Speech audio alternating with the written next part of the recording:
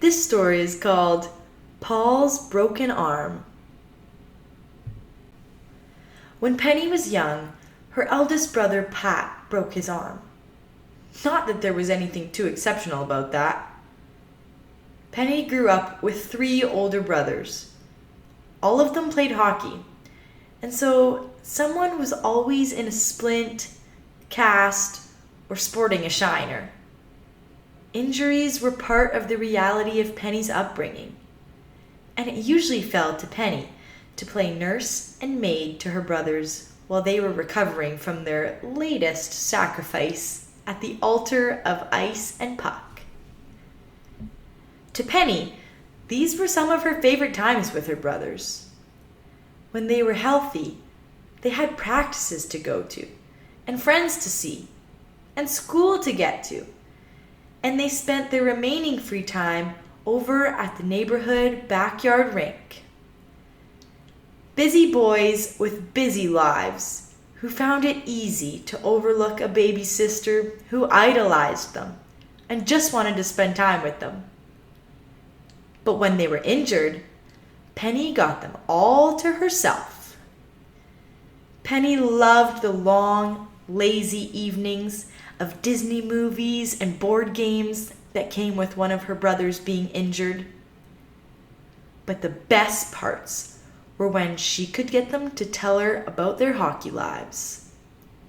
When Penny was really lucky, she'd get to spend the evenings or weekends with the injured brother, listening to them tell her stories about their games, about the great and awful people they'd played with and played against, and the grand excitement of their victories over the years. After Pat broke his arm, this was how Penny found out about what happened and how it had changed his and Paul's hockey careers forever. Pat and Paul were 18 months apart in age. Pat was eldest and Paul was younger. Peter was a full 3 years younger than Paul. And then Penny was the youngest, another 2 years down. The 2 eldest brothers had always shared a special bond. They weren't twins, but Paul had grown up faster than Pat. So since Paul was about 5, the 2 had been roughly the same height.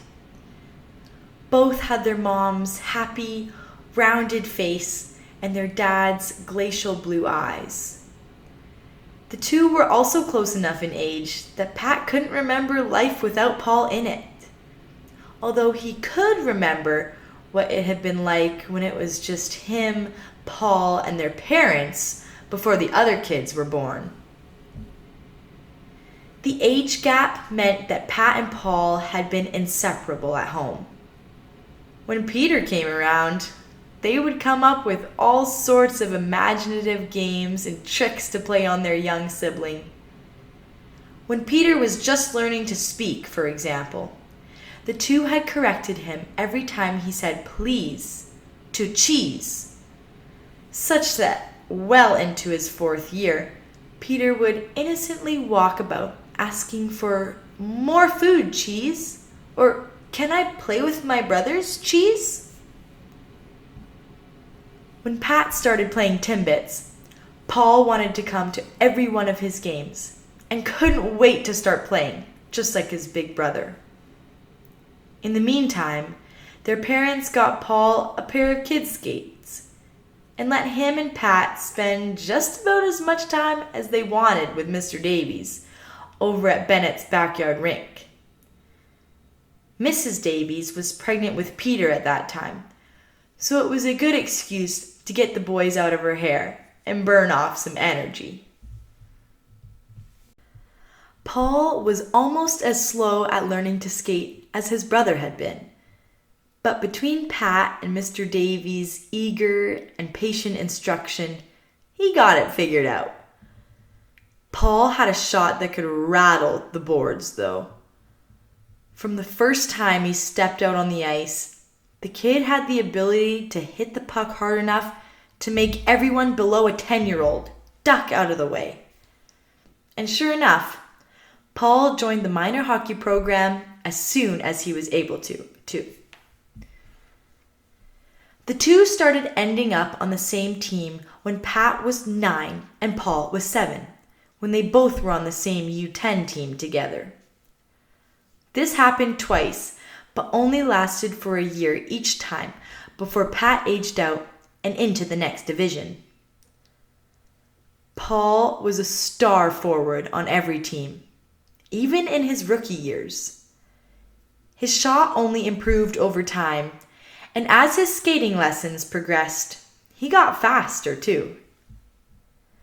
Pat was a workhorse defenseman who didn't have any outstanding skills, but worked hard and had enough body mass to give the other team a hard time. When the two were on the team together, Pat acted as Paul's personal bodyguard, throwing himself completely at anyone who came near his younger brother.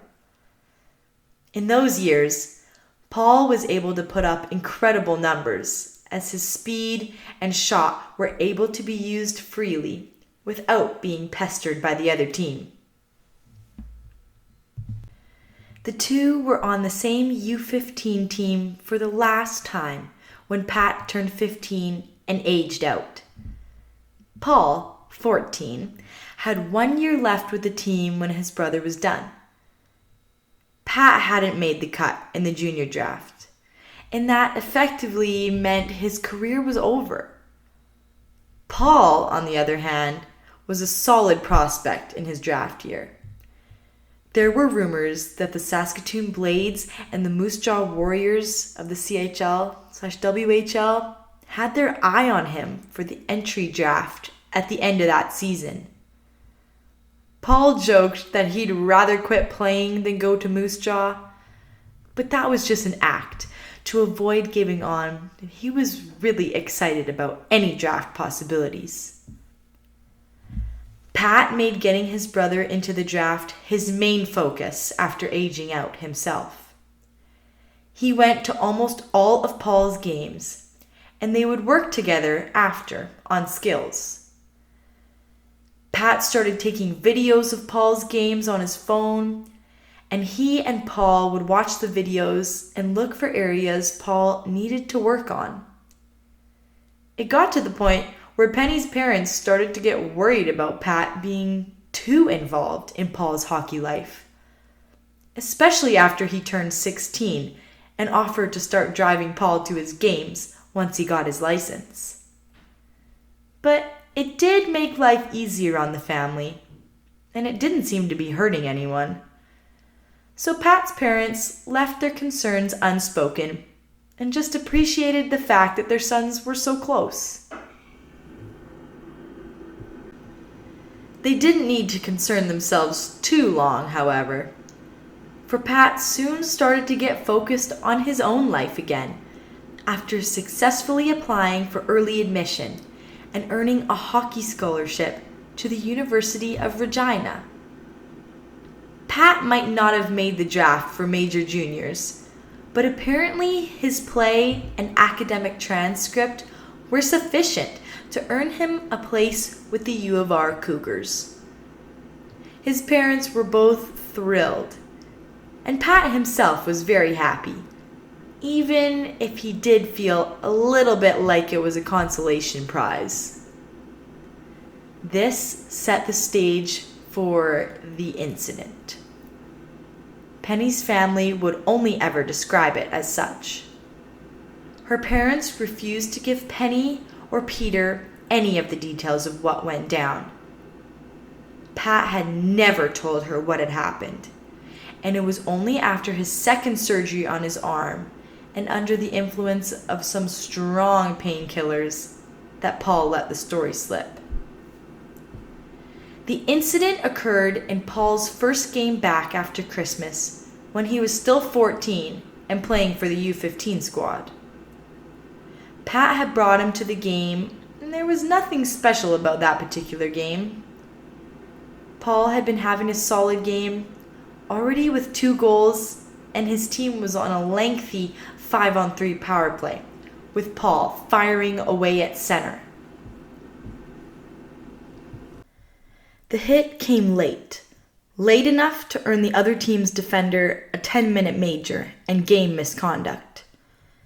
Paul had been lining up a redirect on a point shot that was fluttering towards the net at waist level. The defender that had been covering Paul apparently decided to completely ignore his covered player and try to play the puck. In a move as dumb as it was dangerous, the defender made a baseball bat swing with his own stick, trying to bat the puck out of mid-air and apparently earn a home run at the same time. Both he and Paul missed the puck, which the goalie managed to deflect up and out of play, but Paul would never see the result of the play. The defender's stick missed the puck and followed through directly into Paul's forearm. There was a sickening crack sound, even louder than the sound of the puck impacting the goalie's pad at about the same time. The defender's stick broke in two places, and the blade and center of the shaft flew apart, leaving the defender holding a comically tiny handle with no stick attached to it. Paul screamed and collapsed to the ice. He rolled onto his back and cradled the injured arm, though that just seemed to make the pain worse. He writhed in utter agony, ugly crying, as Paul self-described the moment, and making about as much noise as he possibly could. The trainer and one of his assistant coaches rushed off the bench and assessed him while the on-ice officials conferenced and ultimately gave the other player the misconduct penalty. Pat had rushed to the glass and was pressing his face worriedly against the glass. He had broken an arm playing the game several seasons back, though through his own misadventure and not the actions of anyone else. From the glass at ice level, Pat could easily see that it wasn't a good scene. The trainer had Paul's helmet and gloves off and was shaking her head gravely at the bench. She made the gesture for the team to alert the rink staff that they needed to get an ambulance to come bring the player out of the building immediately. Pat's stomach dropped to his toes, and he felt like the arena started to spin around him. Pat hurried out of the spectator area and around to where the dressing rooms were. He got there as Paul was being helped out of the chute to the bench area and towards the locker room. He hurried forward to help, taking over from the assistant coach holding Paul's shoulder on the uninjured side. "Is he okay?" he asked the trainer anxiously. "He can't keep playing in this game," the trainer answered flatly. "He needs to be seen by a doctor for a proper assessment.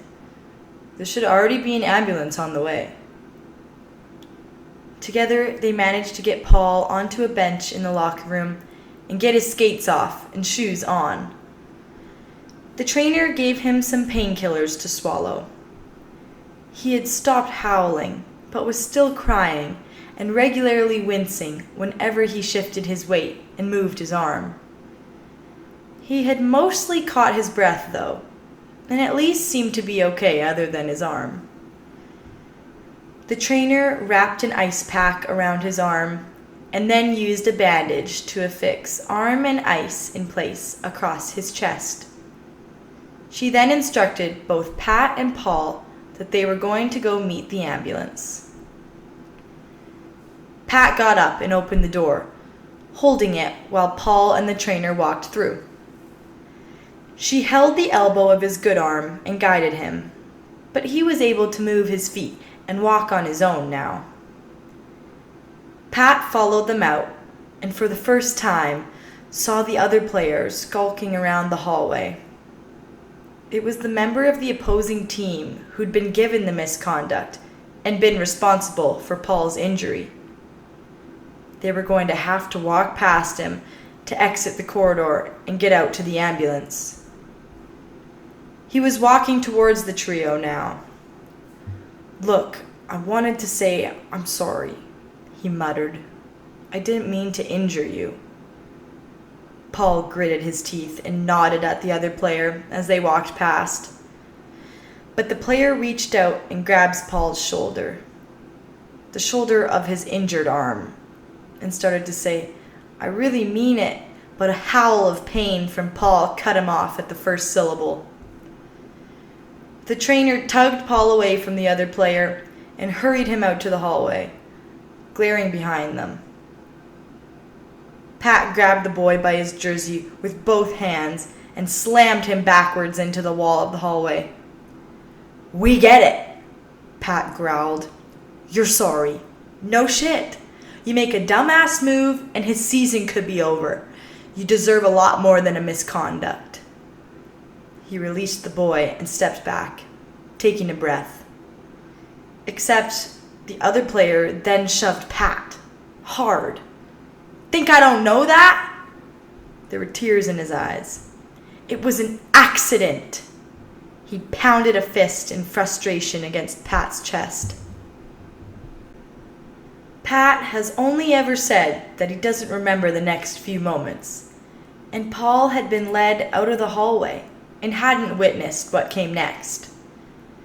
The other boy's version of events was that Pat went total Donkey Kong apeshit on him.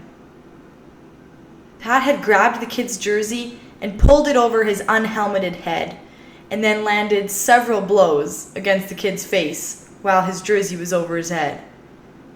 The other boy claims he didn't have a chance to fight back, but Pat ended up with a split lip and black eye that took nearly 2 weeks to heal. When the paramedics arrived, they were just loading the player with the broken arm into the back of the ambulance when 2 other boys about the same age appeared.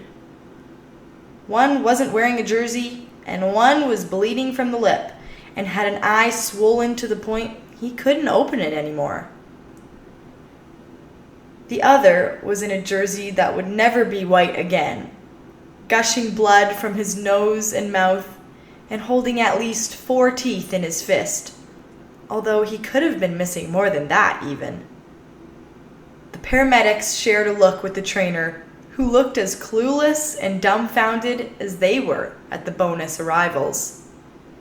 In the end, the trio traveled as a group to the hospital, leaving the trainer behind and keeping one paramedic in the back to act as a chaperone. The fallout from the incident was messy.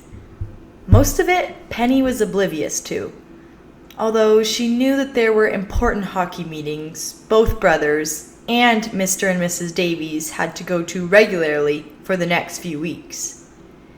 In the end, what Penny did know was that Paul had suffered a double compound fracture of his arm. Initially, there'd been some hope that a 6 to 8 week recovery might let him rejoin the team for the playoffs, or at least be healthy by draft time. But his arm did not heal well, and he needed 2 surgeries in the end to reset the bones and put pins and rods in place to help with the remodeling. He was in recovery for the better part of 8 months. After that, he had also aged out of U15 and missed his draft window. He also had a strong medical recommendation to avoid contact sports for the rest of his life, given how long his body had taken to heal from this round of injuries. Hockey career over. Pat got it both easier and harder. Pat's eye and lip healed in a couple of weeks, and he wasn't very laid up while they did. The other kid's parents had pushed for charges against Pat because Pat wasn't an active player when the situation occurred. The other kid had permanently lost 2 teeth and also had to miss several of the remaining games of the season. The minor hockey league tried to wash their hands of any involvement, but ultimately stepped in and put forward a deal everyone could live with. Penny didn't know the specifics, but Pat didn't end up going to juvie just to talk to an anger management counselor once a week for a few months. The league, however, also reported the incident to the University Sports Authority, including their recommendation for a lifetime ban from post-secondary leagues for Pat. The Hockey Authority didn't enforce their recommendation, but the U of R did pull Pat's scholarship offer. Hockey career also over. Mrs. Davies would regularly point to this event as an "I told you this would happen" moment in every argument for the next decade. Both of her boys no longer able to play because of the stupid, violent culture of the game. Quietly, she would express relief that they were no longer in the system and could focus on real prospects for their lives now. Although she didn't hesitate to bring up the incident anytime she needed to win an argument with another member of the Davies clan. Mr. Davies was more torn. On the one hand, Pat had clearly been out of line, but he'd stepped up to defend his kid brother who'd already been injured. His biggest concern was that Pat had never been able to provide a clear retelling of the event, in his own defense or otherwise, which left Mr. Davies with a nagging feeling that something more might have happened than what the other boy and his family claimed. Nonetheless, the means aside the end was what it was. Both boys done their hockey lives. Peter didn't have the affinity for the game that his elder brothers did, and was already talking about not going back in the fall. Only Penny, still happily in the relative safety of the ringette world, remained. Her desire to play was clear, but it was going to be that much harder for his wife to get on board with Penny ever picking up a hockey stick after what happened to her brothers. Nevertheless, Mr. Davies and his boys still strap on their skates every Sunday, while Mrs. Davies prepares the Sunday night feast for the family, and they go play pickup at Mr. Bennett's rink a few doors down. There's nothing at stake, no drafts or scouts or rankings to worry about. Just three boys of different ages with ice, a puck, and a stick holding them together.